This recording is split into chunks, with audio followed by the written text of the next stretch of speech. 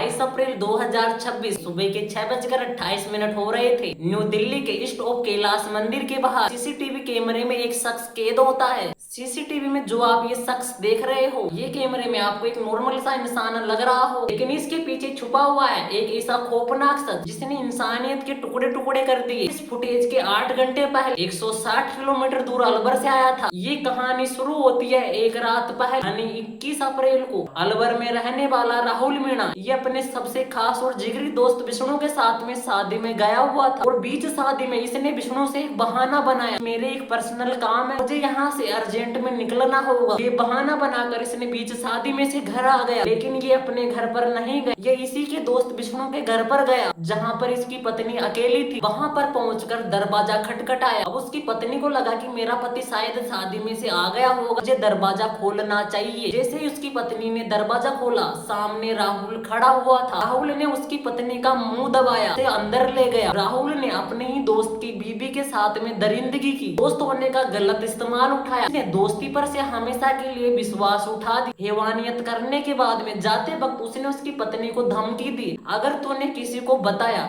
तो मैं तुम्हारे बच्चे और तुम्हारे पति दोनों को मार दूंगा। जब विष्णु शादी का प्रोग्राम खत्म होने के बाद में घर लौटा, आधी रात खत्म हो चुकी थी। जब उसने घर लौटा और उसने देखा उसकी पत्नी बेहोश हालत में पड़ी हुई है, उनसे लथपथ है, उसके कपड़े फटे हुए हैं, चिल्लाते चीखते हुए जैसे तैसे सच सामने आया। विष्णु के पैरे तले जमीन खिसक गई। जिस दोस्त पर उसने हद से ज्यादा विश्वास किया, उसी ने ही विश्वासघात किया, उसने उसकी जिंदगी को नरक बना दिया। एक तरफ विष्णु ने अलवर की पुलिस में FIR दर्ज करवाई, लेकिन दूसरी तरफ ये दरिंदा राहुल मीणा बिना वक्त गवाए शहर छोड़कर भाग चुका था। पुलिस को यहाँ पर लगा कि वो डर के मारे छिप रहा होगा, वो यहीं कहीं होगा, लेकिन राहुल भाग नहीं रहा था, वो अपने अगले शिकार की तरफ जा रहा था। तो अलवर से दूर दिल्ली में बैठी हुई थी। दिल्ली के पोस्ट इलाके कैलाश हिल्स में 22 अप्रैल की सुबह 22 साल के एक लड़की ईशा, जो हमेशा की तरह अपनी पढ़ाई कर रही थी, DPSR के पुरम की टॉपर, UPSC का अटेम्प्ट देने के लिए दिन रात मेहनत कर रही थी। सुबह करीब 6 बजे ईशा के पिता, जो एक सीनियर IRS ऑफिसर थे, उसकी माँ एक डेंटिस्ट थी। 22 साल की बेचारी ईशा अपना पहला UPSC का अटेम्प्ट देने के लिए दिन रात एक कर रखे थे। सुबह के करीब 6 बजे हुए थे। पिता एक सीनियर IRS ऑफिसर थे, उसकी माँ एक डेंटिस्ट थी। वो लोग हमेशा की तरह सुबह जिम चले जाते और ईशा घर की छत पर बने हुए एक रूम में स्टडी कर रही थी। बेचारी इस बात से बिल्कुल भी अनजान थी कि एक दरिंदा उसके घर के ठीक दरवाजे के सामने खड़ा हुआ है, तो उसकी मौत का फरमान लेकर आने वाला है। जब सुबह ठीक 8:30 बजे उसके पेरेंट्स घर पर लौटते हैं, तो घर का मेन गेट खुला हुआ था। इसी उनके पेरेंट्स अपनी बेटी ईशा को आवाज देते हुए अंदर गए। उनके सामने मंजर था, कोई इंसान अपने दुश्मन के साथ भी ऐसा नहीं चाहेगा। नीचे के कमरे में उनकी बेटी खून से लथपथ होकर पड़ी हुई थी। उस बेचारी 22 साल की ईशा के कपड़े फटे हुए, पूरा घर बिखरा हुआ पड़ा था। ये देखकर पूरा घर चीख पुकार मच गई। 8:45 पर पुलिस के पास में फोन कॉल किया गया। ईशा को हॉस्पिटल ले जाया गया। तब तक बहुत ही ज्यादा देर हो चुकी थी। UPSC की तैयारी कर रही एक मासूम सी लड़की की सांसें हमेशा के लिए थम गई। अब देखो, ये कोई एक नॉर्मल सा क्राइम नहीं था, लगने में एक नॉर्मल क्राइम नहीं था कि अपने आप हो गया, किसी की गलती नहीं है। दिल्ली पुलिस और FSL टीम मौके पर घर पर पहुंचती, उन लोगों को समझ में आ चुका था ये केस जितना सीधा दिख रहा है ना, उतना सीधा है नहीं।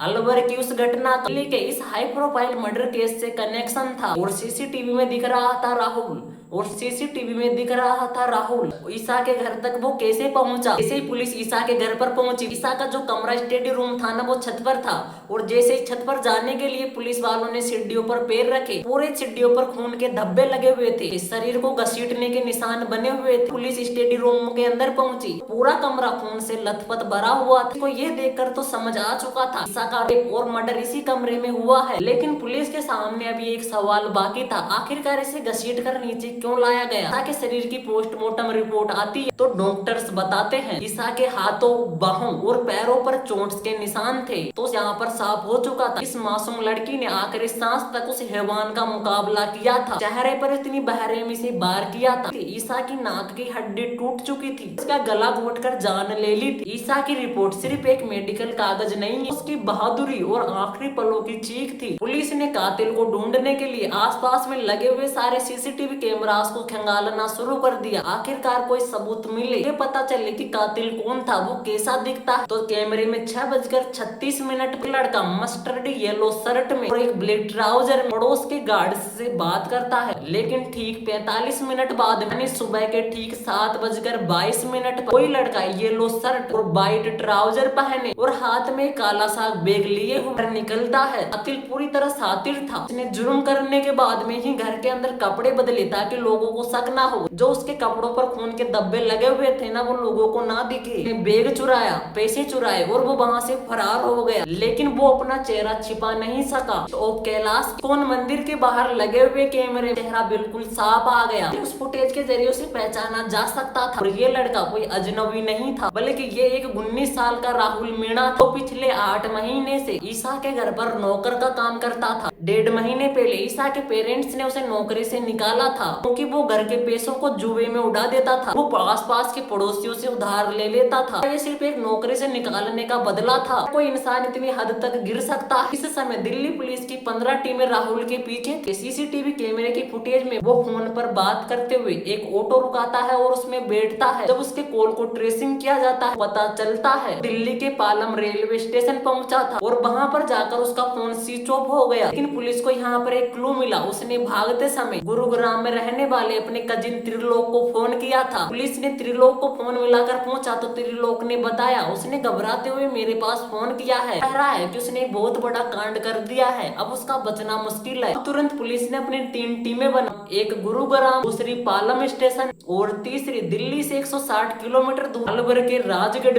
में मौजूद एक गांव तिदोली की तरफ भागी। पुलिस ने उसे पकड़ने के लिए जाल बिछाया। पालम स्टेशन से एक ऑटो वाले ने बताया था राहुल को द्वारका छोड़ा है। पुलिस द्वारका की होटलों को छान ही रही, तभी राहुल फोन को ऑन करता है। जिस होटल में था ना, उस होटल की वाईफाई को कनेक्ट करता है। जैसे ये सब कुछ होता है तो पुलिस को उसकी लोकेशन मिल जाती है। पुलिस वहां पर जाकर उसके कमरे की छापामारी करती। पुलिस ने जैसे ही कमरे के अंदर जाकर देखा ना, ये दरिंदा इतना सब कुछ कांड करने के बाद भी वहां पर आराम से बैठकर चिकन खा रहा था। उसे बिल्कुल भी पछतावा नहीं था कि उसने किया क्या है। अब आपके सामने एक सवाल होगा, आखिर ये लड़का कौन था, आखिर इसने ये सब कुछ क्यों किया। देखो, ये लड़का एक 19 साल का राहुल मीणा, ये अलवर के तिदोली गांव में रहने वाला था। 12वीं क्लास में 90% लाने वाला परिवार का सबसे होनहार लड़का था। लेकिन ऑनलाइन गेम्स, इन सब चीजों के चक्कर में वो फंस गया और इन्हीं सब चीजों ने उस पर बहुत सारा कर्ज कर दिया। उसे इन गेमों की ऐसी लत लगी कि उसने अपने घर के सामानों को बेच दिया। धीरे धीरे वो पागल सा हिंसक होता गया। उसे हर छोटी छोटी बातों पर गुस्सा आने लगा और बिगड़ते माहौल को देखकर उसके चाचा ने उसे दिल्ली में एक IRS के घर पर नौकर रखवा दिया। शुरुआत में सब कुछ नॉर्मल था, कोई भी दिक्कत नहीं हुई। ये अच्छी तरीके से इनके घर पर काम कर रहा था। लेकिन एक कहावत है ना कि जुए की लत कहाँ पर छूटती है। उसने घर के पैसों का मिसयूज किया, लोगों से उधार लिया और जब ईसा के पेरेंट्स को पता चला लड़का ये सब कुछ करता है तो उन्होंने उस लड़के को डांट कर नौकरी से निकाल दिया कि हमें तुम्हारी जरूरत नहीं है, तुम यहाँ से जा सकते हो। राहुल 1.5 महीने पहले गांव लौट आया। उसने यहाँ पर आकर जुआ खेलना वापस शुरू कर दिया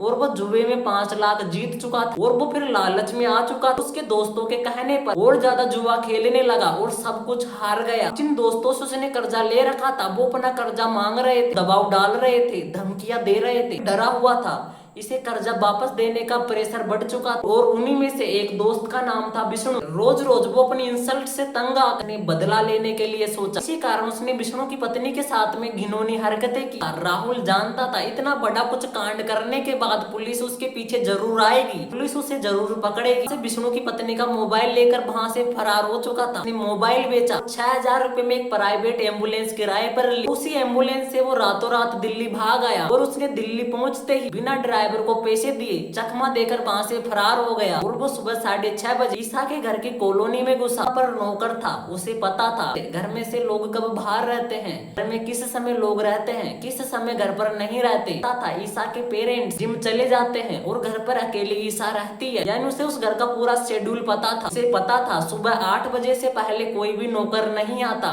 घर की छत पर बने स्टडी रूम में पहुंच, वहाँ पर ईसा UPSC की पढ़ाई कर रही। राहुल को देखकर ईसा चौंक जाती। राहुल ने झूठ बोला कि आंटी ने मुझे काम से बुलाया है, उसने पैसों की डिमांड कर दी। जैसे ही ईसा ने उसे मना किया, राहुल पूरी तरह भड़क गया। नीचे उसने तिजोरी के पासवर्ड मांगते हुए ईसा पर हमला कर दिया। बाद बंद कमरे में जो हुआ और इसके बाद में बंद कमरे में और और इसके बाद में बंद कमरे में जो उसने पूरी दिल्ली को हिलाकर रख दिया। जैसे एक मामूली नौकर ने लालच में आकर जैसे उसने एक देश के बेहतर भविष्य को हमेशा के लिए मिटा दिया। उन्होंने राहुल को उसके कर्मों की सजा तो दे दी, लेकिन ईसा के पेरेंट्स की आंखों के आंसू आज भी इंसाफ मांग रहे हैं। ईसा ने तिजोरी के पास देने से मना कर दिया तो उसे गुस्सा आया और राहुल हैवानियत पर उतर गए। टेबल पर रखे हुए एक लैंप से उसके सिर पर वार किया और ताबड़तोड़ हमला कर दिया। बेचारी ईसा घायल हो गई। अब राहुल को ईसा को देखकर राहुल की नीयत ढोल गई। उसने पहले ईसा के साथ रेप किया और फिर मोबाइल की चार्जिंग केबल से उसका गला घोंट दिया। डर के बाद में राहुल की हरकतें और भी घिनौनी हो गई। शरीर को घसीट कर नीचे फ्लोर पर लेकर आया और वो तिजोरी रखी हुई थी। राहुल ने दिमाग लगाया क्यों ना इसका फिंगरप्रिंट यूज कर उस तिजोरी को खोल लिया जाए। खून से लथपथ हो चुकी थी और फिंगरप्रिंट ने काम नहीं किया। उसने स्क्रू ड्राइवर से उस तिजोरी को तोड़ दी। 2.5 लाख रुपए केस और ज्वेलरी लेकर वहां से फरार हो चुका था। वो भी पूरा खून का सन चुका था। उसने सबसे पहले वहां से निकलने के पहले खुद को साफ किया। उसने उसी घर में से दूसरे कपड़े पहने और अपने कपड़ों को वहीं पर छोड़ दिया। वहां से घर के बाहर निकल गए। वो 7:22 पर काला सा बैग लेकर घर से निकल चुका था। हैरानी की बात देखो, 6:39 से 7:20 तक सिर्फ 41 मिनट का अंतर, यानी उसने 41 मिनट में 19 साल के लड़के ने बाहर निकलते ही उसने ईसा के आईफोन को डस्टबिन में फेंका। इसको चकमा देने के लिए उसने सबसे पहले ऑटो लिया। फिर वो 600 रुपए में प्राइवेट कैब करके पालम रेलवे स्टेशन पहुंचा। उसका प्लान था कि वो रेवाड़ी भाग जाएगा, लेकिन वहां पहुंचते ही उसकी ट्रेन मिस हो गई। ट्रेन छूटते ही उसने सबसे पहले अपना रास्ता बदला। वो द्वारका के एक ओयो होटल में पहुंचा। स्टाफ को 500 रुपए एक्स्ट्रा दिए ताकि वो आइडेंटिटी ना दे। उसने अपने कजिन को इंस्टाग्राम पर मैसेज किया। बस इसी डिजिटल सुराग से पुलिस को उसका पता चल गया। गिरफ्तारी के बाद में कस्टडी रूम में ले जाया गया। गिरफ्तारी के बाद में पुलिस ने राहुल से पूछताछ शुरू की। की बात देखो, वो बिल्कुल भी परेशान नहीं था। लग रहा था कि जैसे उसने कुछ भी नहीं किया हो। उसने अपने जुर्म को सही बताते हुए कहा, अगर दीदी मुझे पैसे दे देती तो मैं कुछ भी नहीं करता। यहाँ पर एक बात मेरी सोचो, दीदी एक ऐसा शब्द है जिसे हमारे भारत में इज्जत सुरक्षा से जोड़ते हैं। दीदी भाई एक ऐसे शब्द है जिसे आसपास में सुरक्षा महसूस हो जाती है। इस लड़के ने पुलिस से कहा, बस हो गया। ऐसा लग रहा था कि जैसे उसने कोई जुर्म नहीं किया हो, एक छोटी मोटी गलती हो। जब उसे चीफ जुडिशियल मजिस्ट्रेट